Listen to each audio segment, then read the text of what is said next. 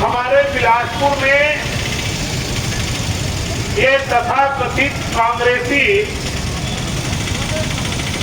इनके साथ अरपा बचाओ अभियान की अंतिम चरण में भूपेश बघेल जी आए, ढोल मजीरा लेके बड़े बड़े दावे करके कि अरपा को हम बचाएंगे। वाह रे भूपेश बघेल जी, वाह। अगर आपका यही तरीका है अरपा को बचाने का, तो आपका तरीका छत्तीसगढ़ की जनता स्वीकार नहीं करती। छोड़ दिया आपने इन कांग्रेसियों के भरोसे अरपा को कि लूट सके तो लूट लो इस अरपा को, नोच सके तो नोच लो। 4 साल से लगातार अरपा को नोचा जा रहा है, छलनी किया जा रहा है, इसकी आवाज उठाई जा रही है। एक दिन कोई समाचार पत्र नहीं है जिसमें अरपा की दुर्दशा के बारे में आवाज नहीं उठाई जाती। अरपा के अस्तित्व को ही समाप्त किया जा रहा है। ये जनप्रतिनिधि यहाँ के तथाकथित सफेद पोष जो नाटक नौटंकी में अपना जीवन बिताते हैं, उनको दिखाई नहीं देता।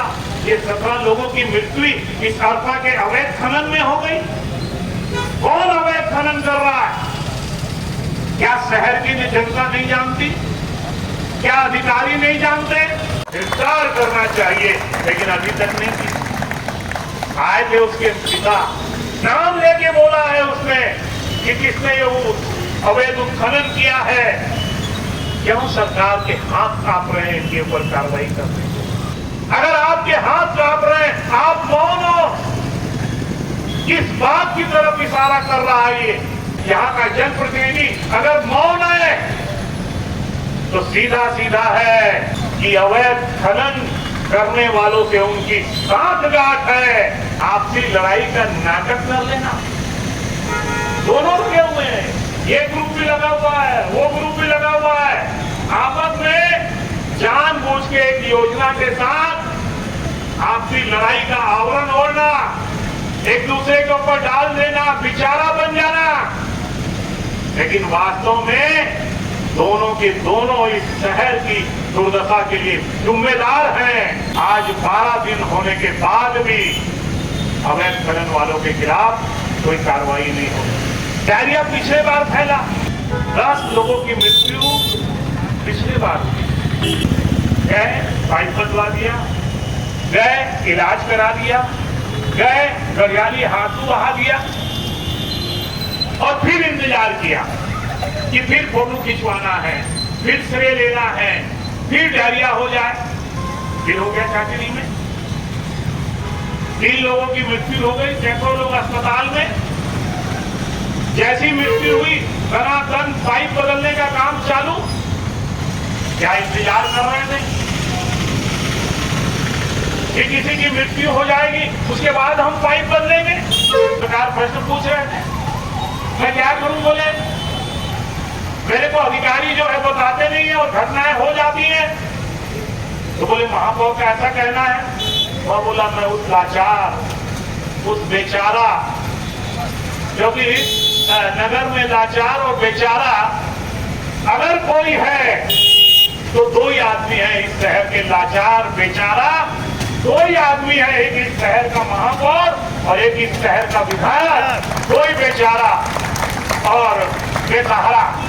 बार बार अपील करते हैं कि कोई हमको सहारा दे दो। मैंने कहा अगर बेचार है, बेसहारा है, चिंता मत करो, कांग्रेस तुम्हारी मदद नहीं कर सकती, अधिकारी तुम्हारे नहीं सुन सकते। आ जाओ इस धरने में, हम तुमको बेचारा रहने नहीं देंगे। आ जाओ इस धरने में, तुम्हारी कल से नहीं चलने लग जाएगी, मुझे कह देना। लेकिन छोड़ो सत्ता लो। स्मार्ट सिटी के बारे में पूछा मुख्यमंत्री जी से कि स्मार्ट सिटी का काम धीरे चल रहा है 2 साल पहले, तो उनका जवाब मैं पढ़ रहा था और मैं आश्चर्यचकित था कि एक प्रदेश का मुख्यमंत्री इस प्रकार से कैसे जवाब दे सकता है। उन्होंने कहा स्मार्ट सिटी, बोले आगे सांसद से पूछो और केंद्र की सरकार से पूछो।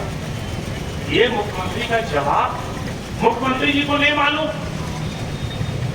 कि इस स्मार्ट शहर में आधा पैसा केंद्र सरकार का, आधा राज्य सरकार का, क्रियान्वयन एजेंसी राज्य सरकार है। बोलते हैं कि सांसद बताए स्मार्ट सिटी का और केंद्र की सरकार बताए, ये प्रदेश का मुख्यमंत्री कह रहा है। जिस दिन बिलासपुर हमारा 100 शहरों में एक शहर स्मार्ट हुआ था, उस समय हमारी सरकार थी। हमने कुछ एरिया, जिसको बोलते हैं area based development, ABD, 4000 crore रुपए की योजना जमाई थी। हमने प्राथमिकताएं तय की और उस 5 साल में 500 करोड़ रुपया केंद्र को देना था, 500 करोड़ रुपया राज्य सरकार को देना था, 3000 करोड़ रुपया यहाँ स्वयं के संसाधन से कैसे आएंगे, आज भी उसकी प्रोजेक्ट रिपोर्ट बन के रखी थी। 5 साल पूरे हो गए, वो तो केंद्र सरकार ने 1 साल और बढ़ा दिया। 500 करोड़ के टेंडर हुए, 500 करोड़ के, इसमें 100 करोड़ के काम पूरे हुए। स्मार्ट कियोस्क 2 करोड़ रुपए का प्रावधान था उसमें। जैसे ये सरकार गई, वो मालूम नहीं कौन सा गुमटी वाला इनका रिश्तेदार है, इनका भाई बंधु है, मेरे को नहीं मालूम। गुमटी भी खरीदी, एबीडी एरिया से बाहर भी लगा दिया और कहाँ लगा दिया, मुक्ति धाम में। तो मुक्ति धाम में क्या कोई दुकान चलेगी? अशोक नगर, मुक्ति धाम, आप जाके देख लीजिए उस 2 करोड़ रुपए का वो जो कियोस्क और गुमटी आई थी, उसका ढांचा खड़ा है, बाकी सारी चीजें गायब। कलेक्टर बंगले के सामने वो चित्रकारी कर रहे हैं, क्योंकि 1 में उसको जाना है।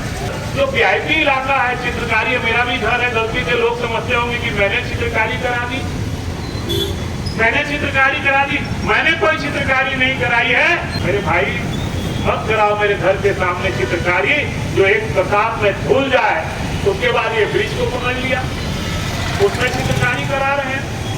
कमीशन अच्छा मिलता है, ठोस काम में कमीशन कम मिलता है, वही चीजें खोजी जाती है जिसमें कमीशन मिलता है, चित्रकारी भूल जाएगी।